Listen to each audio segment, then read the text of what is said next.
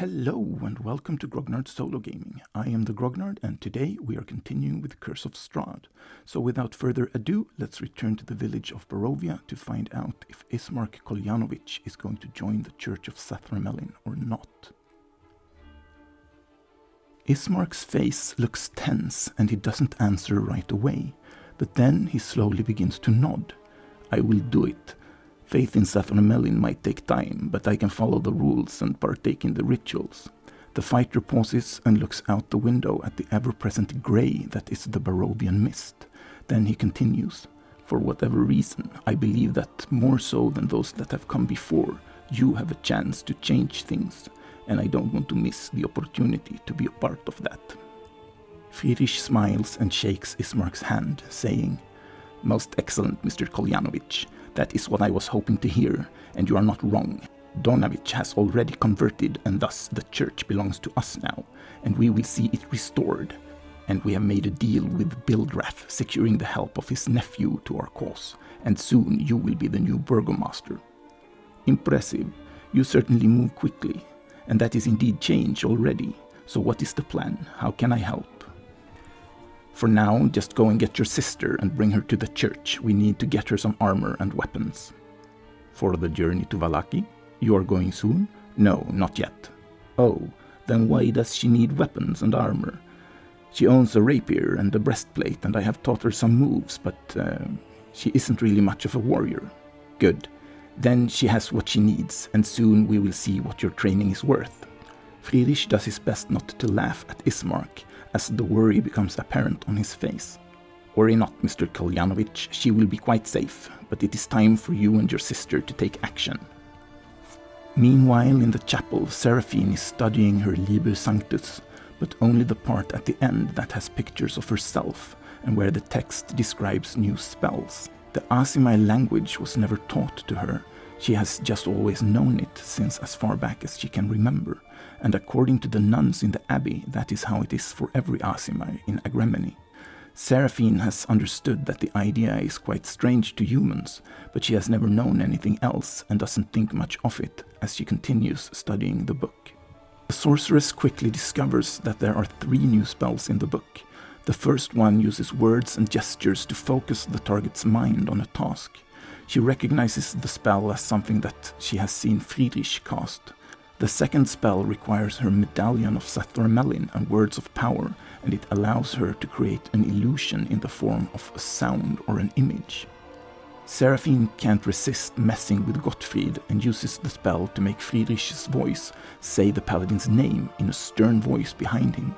He immediately spins around to salute his superior, but does so only to find an empty hallway. Seraphine wishes she could see his face, but as always he is wearing his helmet. As the paladin turns to the smiling sorceress, she apologizes and turns her attention back to the book. The third and final spell uses only her medallion and allows her to affect the earth. Somewhat perplexed, the sorceress closes her book and gets up. Come on, Gottfried, we need to go outside. Of course, milady. You can call me Seraphine, I'm not a noble, you know. Of course, Lady Seraphine. Okay, be that way, Private von Goldschmidt.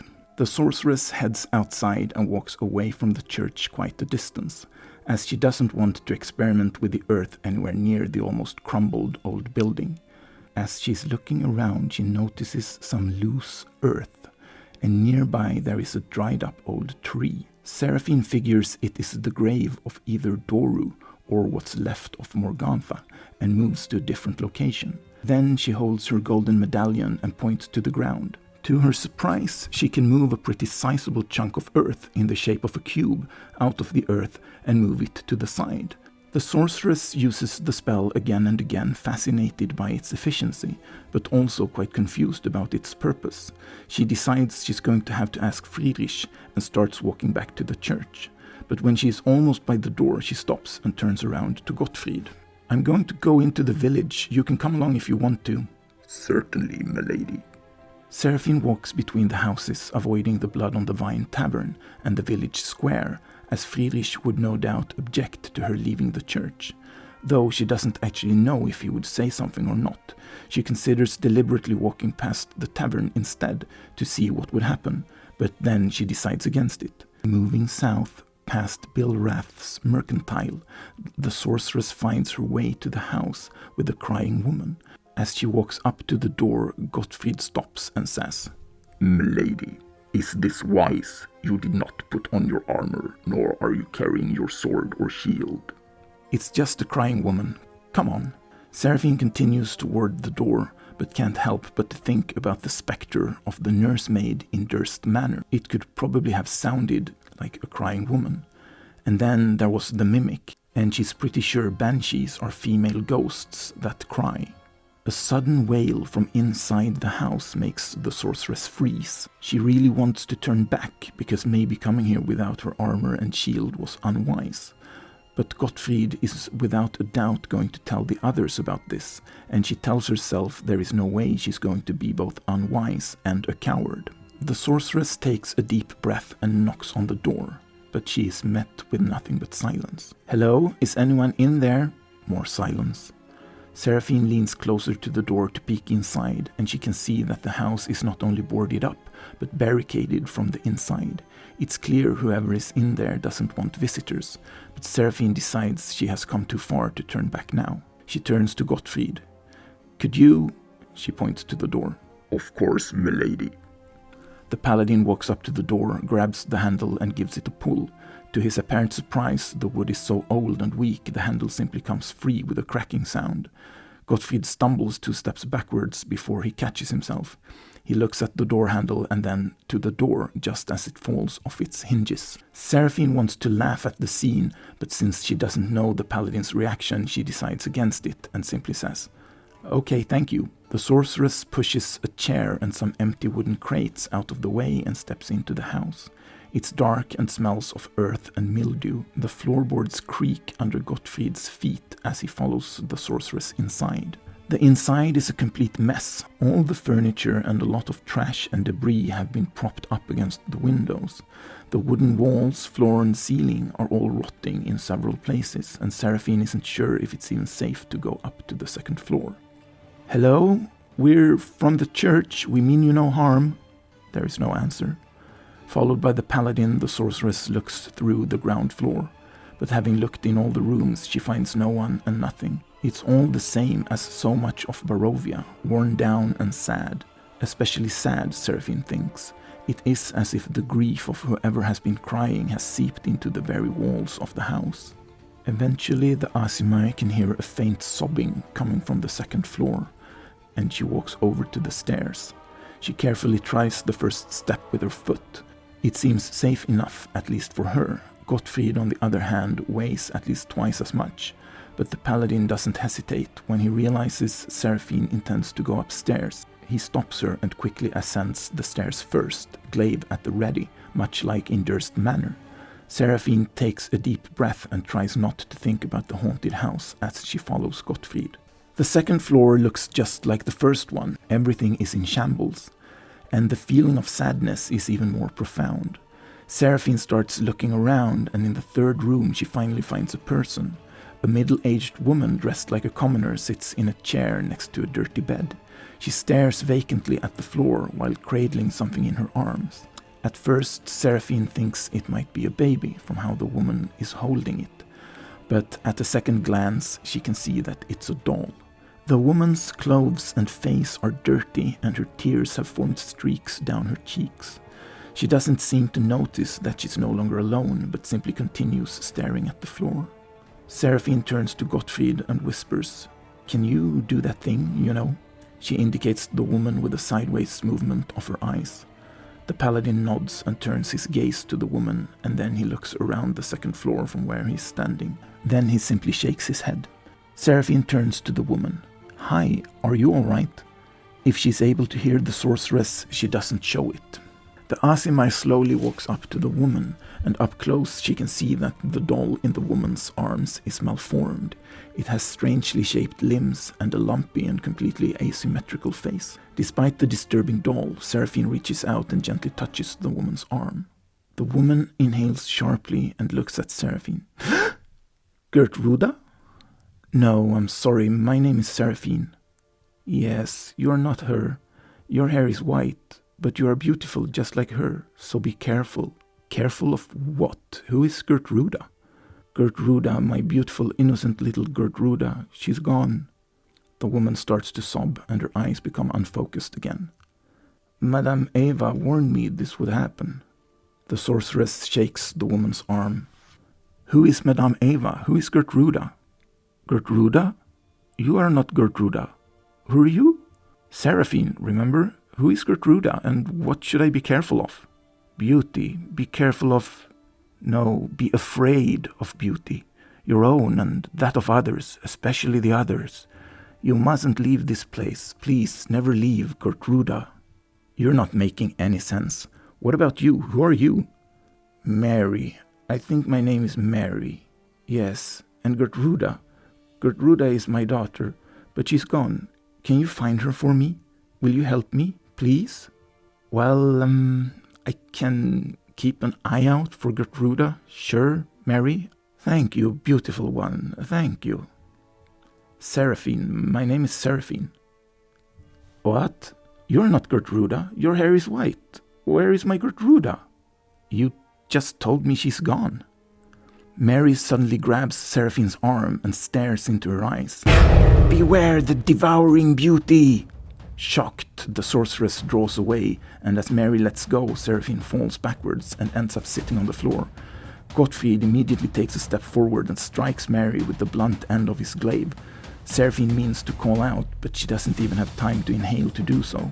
Mary's head snaps sideways with a nasty cracking sound. She slumps down into the chair, dead or unconscious.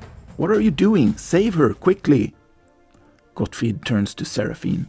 Milady, it is heresy too. I don't care, save her, now! The paladin makes a dissatisfied grunting sound, then he turns back to the woman in the chair and grabs her by the hair, lifting her head to make her sit upright.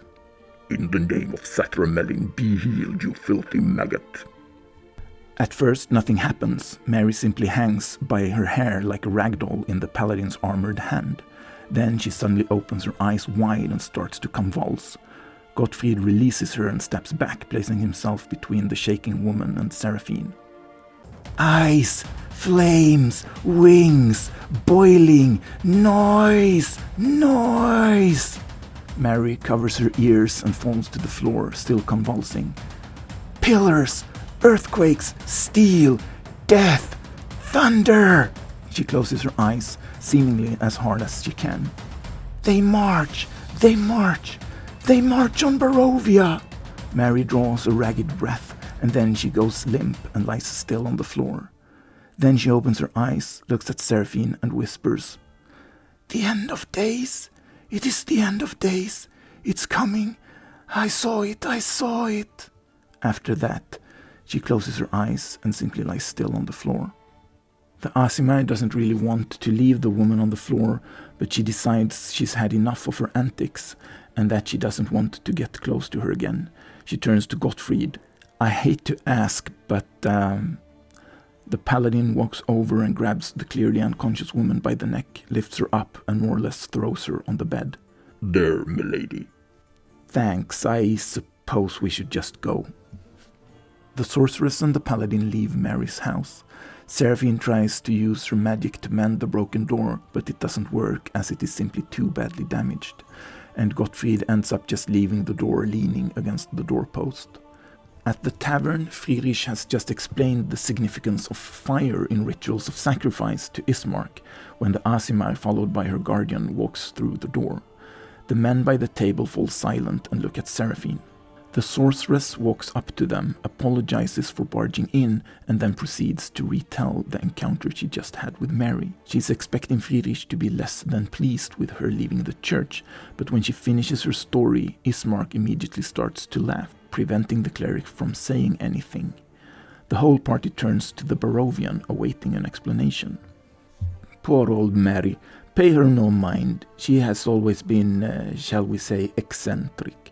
And though some of the women might swear by her ability to locate lost items, I don't think a single prophecy of hers has ever come true.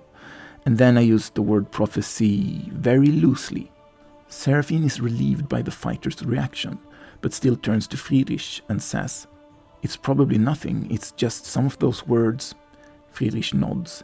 Yes, I know what you're getting at, but she could have heard or read those in a million places. I don't think we have to worry. Okay, Father, if you say so. Seraphine takes a chair and sits down by the table while Gottfried places himself standing next to his brother. Friedrich turns back to Ismark. So, is there a blacksmith in this village? No, Father, I'm afraid there isn't. His name was Alec Gantemir. He was the brother of Periwinkle, but he followed the wizard in black to fight the devil Strahd, and he never came back. Yes, we've heard that story, but we didn't know his name, or that he was the blacksmith. Friedrich sighs. Well, so much for refitting the plate armors from the manor then. I suppose we have to lug them to Vallaki after all. After a moment of silence, Ismark looks at Friedrich and says, I am wondering if I can ask for your assistance in one more matter. You see, my father still has not been buried, and if I know Irina, she would most probably be unwilling to go anywhere before he has been laid to rest. You want us to bury your father? In the graveyard? The cleric points in the direction of the church. Ismark nods. Certainly, you're one of us now. Let's see to that matter and meet your sister while we're at it. Let's go. Friedrich stands up and starts walking to the door. The others at the table are a bit surprised by his abruptness, but quickly scramble to their feet and follow the cleric. Outside, the Barovian day is cold and damp, but unlike before, now a few commoners can be seen moving about in the thin mist. Seraphine walks up to Friedrich as they follow Ismark south across the village square. Father, I would like to ask you a question about the spell I found in my new book. So, there are spells in the book. I figured that might be the case. Interesting. But of course, ask any question you would like. I know you don't like wizard terminology, but there were 3 cantrips in the book, and 2 of them are fairly straightforward, giving someone guidance and creating minor illusions. But the 3rd one, well, it lets me move earth, I guess, and Friedrich chuckles. And you aren't sure what it's for? Yes, Father, I don't mean to be ungrateful to our Lord, but I find it perplexing, I guess. You're forgetting that Sathramelin is the god of war as well. That cantrip, as the wizards would call it, is held in the highest regard in the army. In the field, we call it trench digger. The cleric stops and looks at Seraphine. And also grave digger. He stifles a smile as he watches Seraphine's reaction.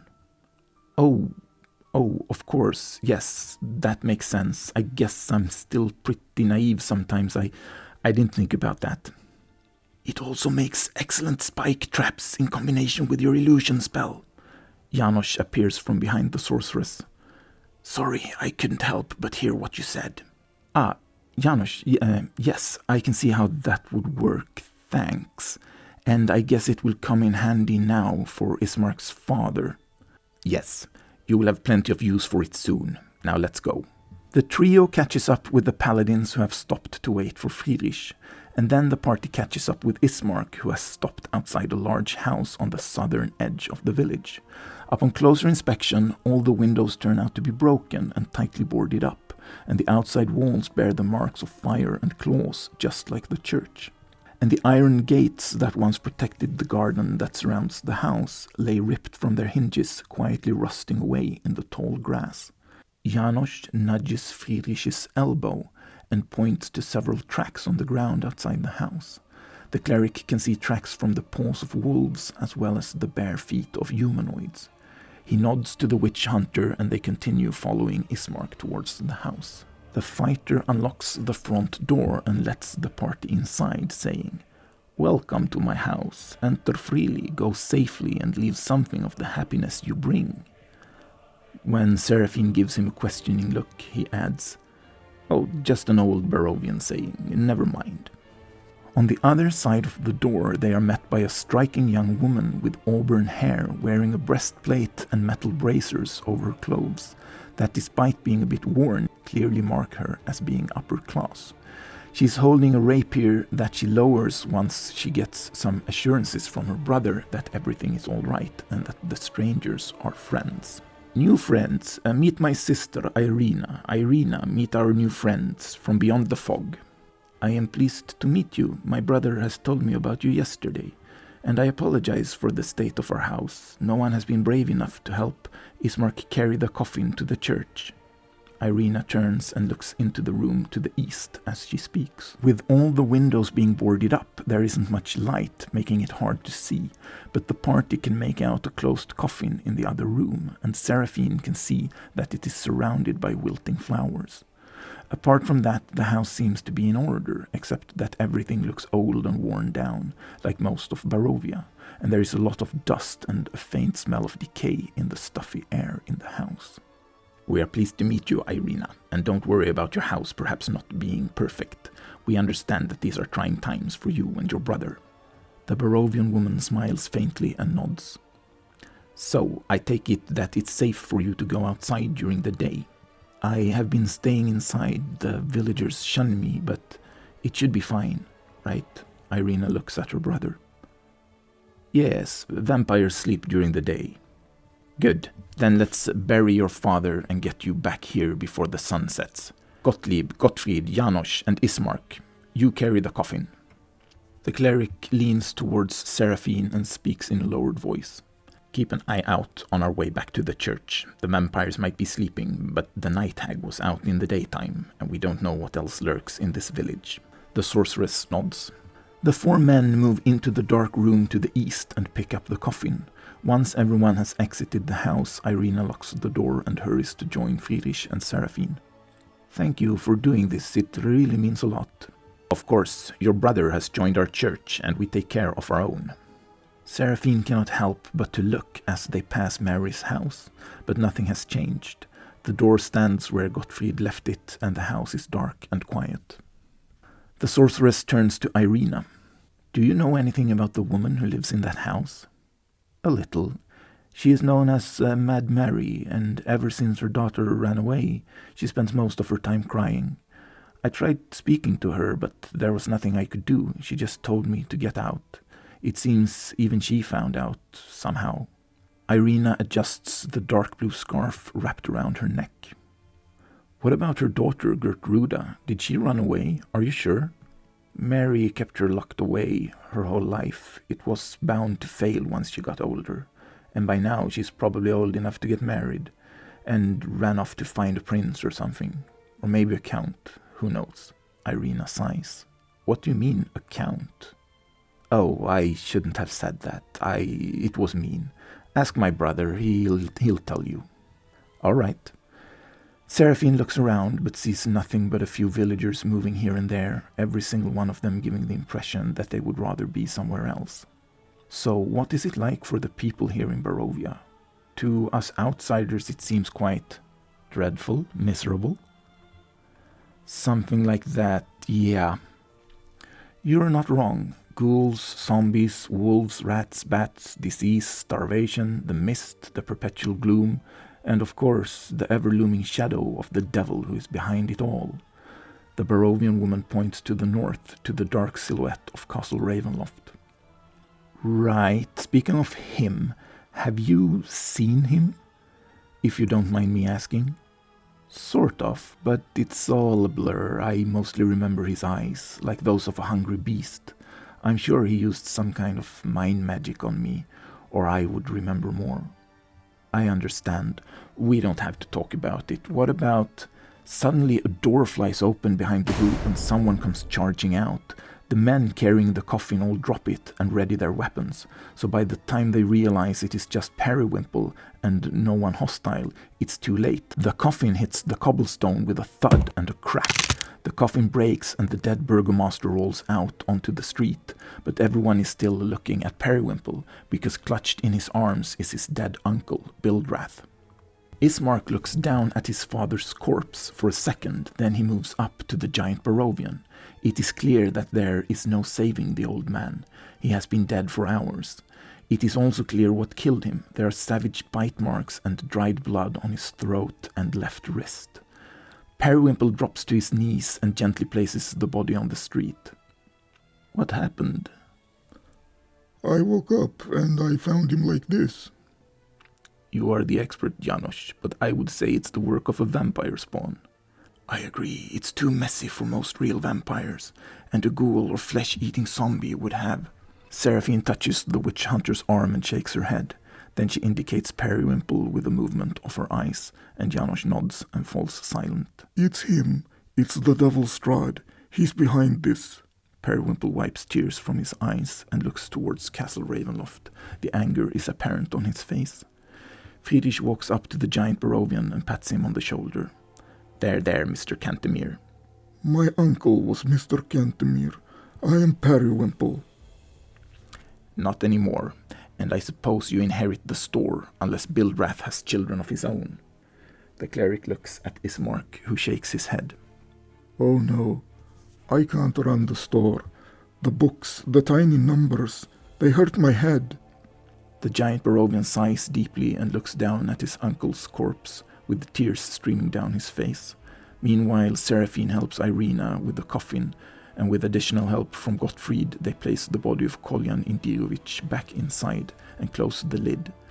Seraphine notices that the wood has been badly damaged from impacting the street, and she wonders if it's going to hold together. Friedrich looks at Periwinkle and says, I'm sure we can help you. Ismark is going to be the next burgomaster. You? Periwinkle looks up at the fighter. Ismark the Lesser? Come now, Mr. Cantemir. You wouldn't like to be called Periwinkle the Dumb, would you? The giant Barovian frowns and looks at Friedrich. No. So, let's just call each other by our names, and we'll let Ismark be the best burgomaster that he can be. And we'll let you be the best store owner that you can be. Periwinkle's face softens, but he still looks troubled. Or, if you prefer, we'll let you be the best warrior you can be. The giant Barovian, who is still on his knees in front of his dead uncle, looks up at Friedrich with hope in his eyes. I can be a warrior? Of course, Ismark will be the village's leader, and you can be its champion, and his right-hand man. You could wear armor and carry weapons, and you could do a lot of good. People will respect you, even look up to you, Mr. Cantemir. Periwinkle wipes his face with his hands, and his eyes start to wander as he is clearly thinking, probably about the prospects that have just been placed before him. I like the idea. I like it very much. But what about the store? You see my 2 personal guards here? Friedrich gestures to Gottlieb and Gottfried. They're quite imposing, aren't they? Periwinkle looks at them and nods. Then the cleric continues. They are paladins of Sathramelin, the god we worship, but I will let you in on a secret. They are actually both of noble blood, but do you know what they did with all their wealth?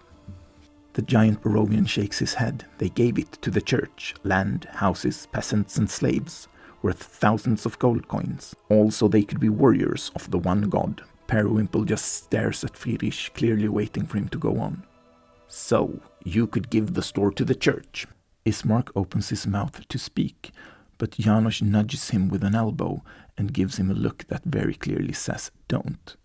The giant Barovian, who seems to have no choice but to make all of his emotions obvious on his face, looks at Friedrich with eyes full of hope. I can be a paladin? The cleric nods. Yes, you can be Ismark's guard, and he has already joined our church, so he can be the custodian of the store. All you have to do is sign over the store and join the church. Periwinkle's face suddenly darkens and he looks down at his dead uncle. He always hated religions. Or the gods, I guess. I don't know. And unfortunately, the punishment for hating Sathramelin is eternal damnation and unfathomable torments of hell. The giant Barovian's eyes grow wide as he looks at the cleric. You can change that, however, by joining the church and praying for his soul, and slaying the enemies of our Lord.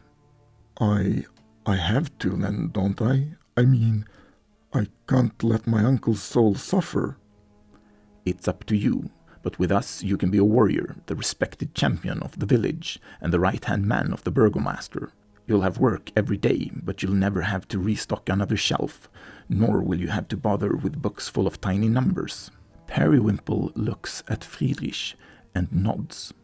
And we take care of our own. You'll never be alone, and in your old age you'll be warm and fed, and you can help train new recruits as long as you have the strength.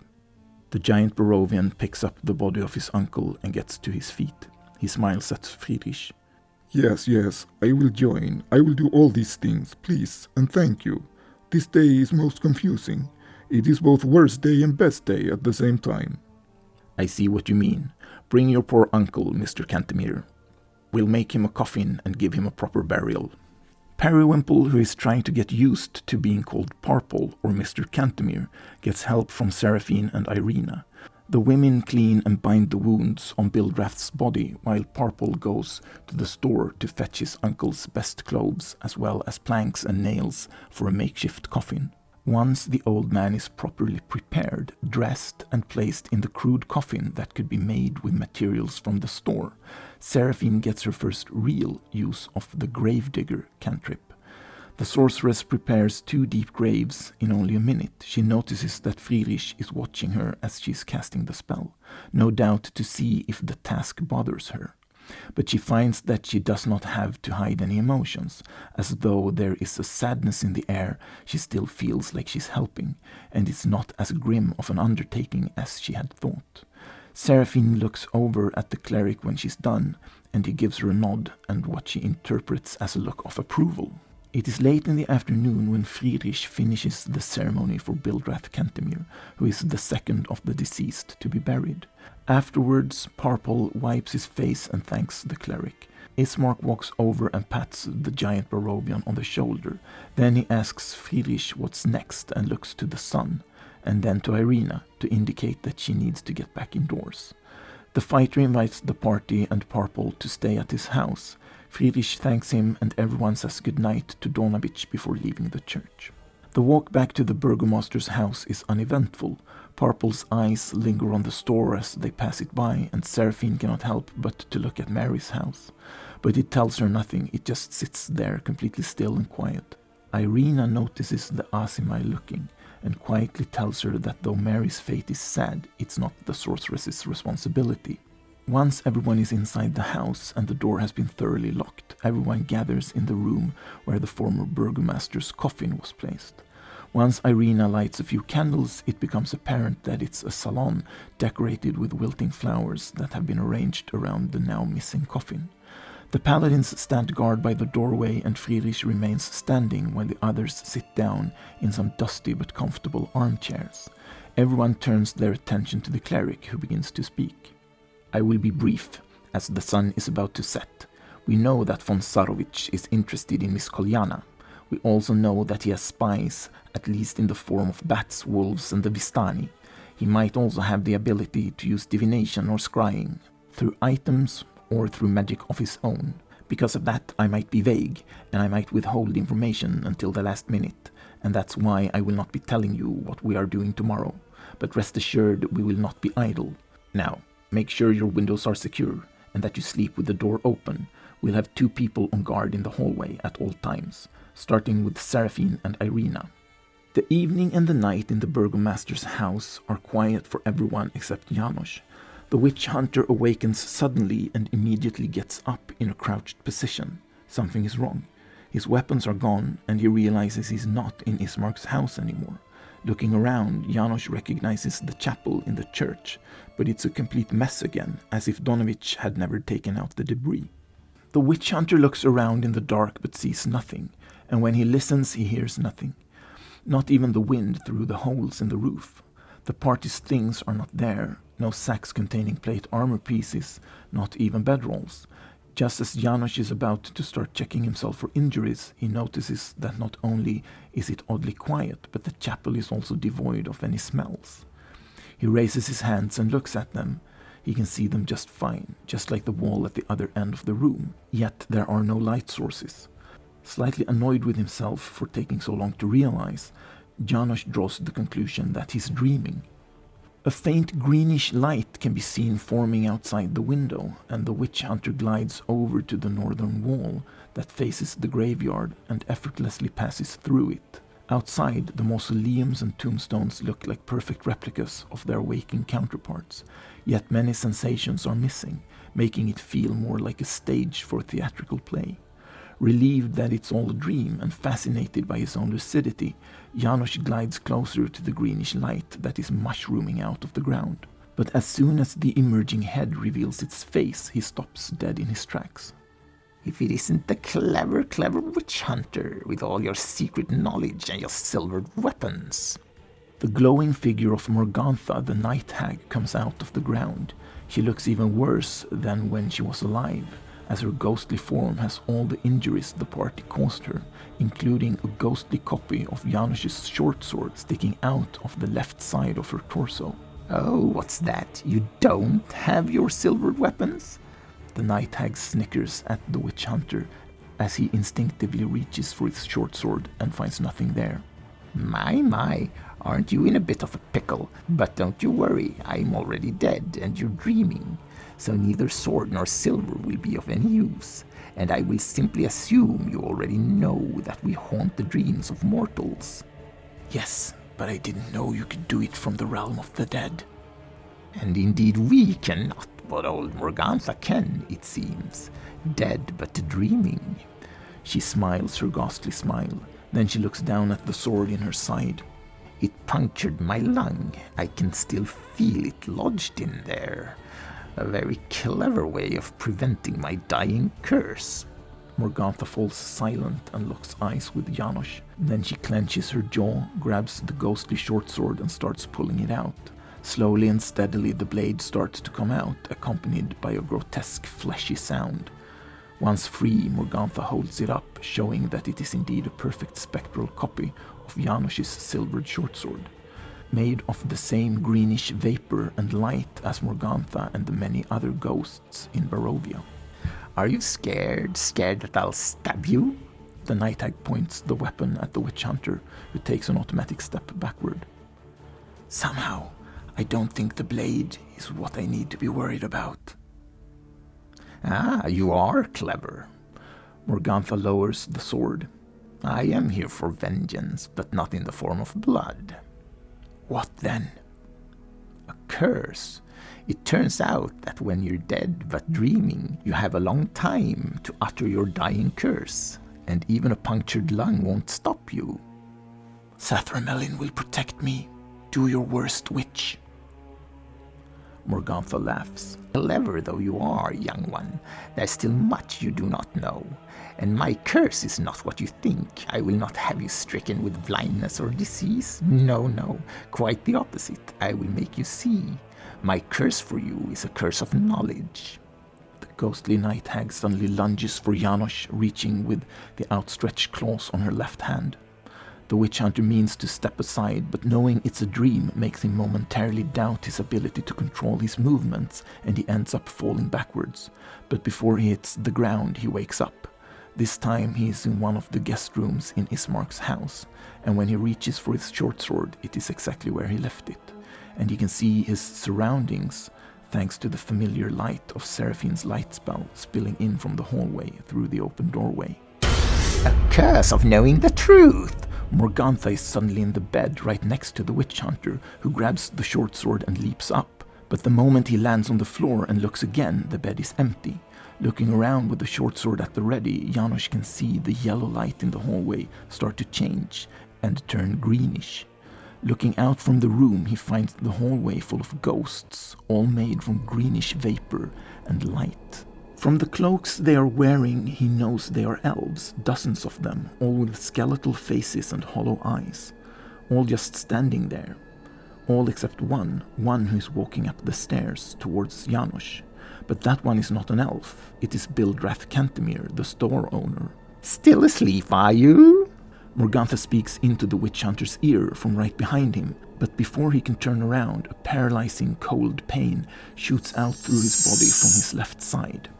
Janosch sits up in his bed. Everything is the way it was when he thought he awakened a moment ago, but this time he's covered in a cold sweat, and as he grabs his sword and leaps out of bed, he remains alone. No ghosts appear. The witch hunter realizes he won't be able to sleep anymore and goes to take over guard duty. To his surprise, Seraphine is reading her Liber Sanctus while sitting in an armchair that she has dragged into the hallway, while Friedrich is on his feet patrolling parts of the house. The cleric greets Janosch quietly when he sees him. I thought we were keeping watch, and Seraphine had the first shift. What time is it?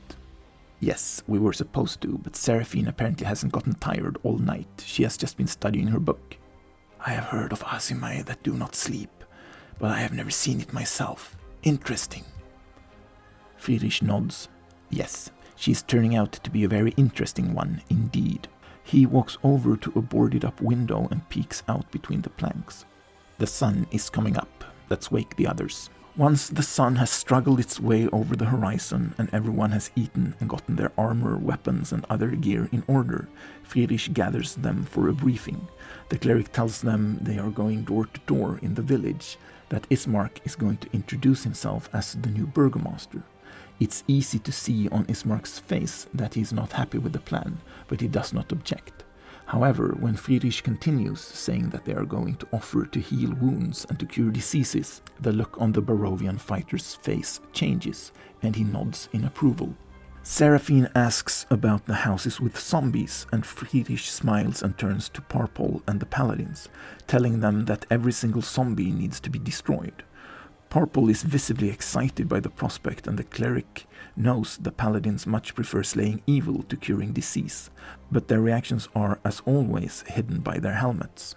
Friedrich then explains that every house not inhabited by people is going to become the property of the church and supervised by the new burgomaster, to which Parpol replies that the church can have the store as well. The cleric thanks the giant Barovian, and it is decided that he is going to be staying in Dalvan Olenski's old quarters going forward, as he will be Ismark's right-hand man. Parpol is given the title of sheriff, and he makes no attempt whatsoever at hiding his glee. Friedrich then explains that they are going to perform a census as they go from house to house, and that they are going to take down the name, age, and profession of everyone in the village. They are also going to name the streets and number the houses to keep track of who lives where. The cleric asks if there are any questions, and when everyone just shakes their head, he pauses to think for a moment before continuing to speak. Now then, things are about to get real, and I need you all to think before you speak or react. He looks over the Barovians as he speaks, and then he turns to Seraphine. Do not forget that Sathramelin is a god of war, and that even if there are only 8 of us, we are soldiers in the army of his church. So why am I saying this? Because some of you may need to understand the context of what comes next. Ismark shrugs. What does come next, father? What do you think will happen when von Sarwich finds out we are curing the people and slaying the zombies? Ismark makes a face to display his dislike of the answer to Friedrich's question. Right, that might not be pleasant. So, how do we solve that? We keep him from finding out? And how does he find things out? Through his spies, I suppose, and perhaps magic. So, kill any spies we see, like swarms of bats? That doesn't seem very grim. You're missing something. Ismark thinks for a moment, then he says, Oh. Friedrich nods. Yes, the women that own the tavern, they are Vistani, and the Vistani are allied with the devil Strahd. That makes them the enemy. Seraphine frowns. I see your point, but aren't they just commoners? Maybe, but they will find out what we are doing, and when they do, what happens then? They tell Strahd, the sorceress sighs. I get it. I understand some of you might have been customers at the tavern for a long time, and therefore this time I will let you, the cleric gestures to the Barovians, decide if the women die or if they are imprisoned. You are also allowed to stay here or at the church if this is too much for you, but understand that an ally of the enemy is the enemy, and that siding with the enemy is treason. So, do we create a prison and take all the risks of locking up the allies of our enemy? Or do we simply silence them before we start our work in the village? After a few seconds of silence and thinking, Ismark says, I don't like it, but I vote with silence them. I have been there many times, and I know those crones hide weapons in their dresses. Also, I have always had a sneaking suspicion they acquired the blood on the vine through foul play. They say they led the previous owner out through the mist as part of the deal, but Irina nods. I share my brother's view. I don't like it, but under the circumstances, they have to go. Parpol looks angry. If they have harmed the previous owner, they die. He was a good man, and my uncle's friend. Seraphine shakes her head. Can't we interrogate them with the truth spell? What if they're not spies? What if the previous owner really is okay out there? Friedrich thinks for a second, then he says, "Fine, this time, let's go." And that is where we are leaving the story this time, and at this point everyone in the party is level 4, so for the next episode they will have their hit points adjusted. Friedrich is a level 4 cleric, Gottlieb and Gottfried are level 4 paladins, Janosch is a level 1 fighter and a level 3 rogue, and Seraphine is a level 1 sorcerer and a level 3 warlock. And with that, I thank you very much for watching or listening, and hopefully I will see you in the next video.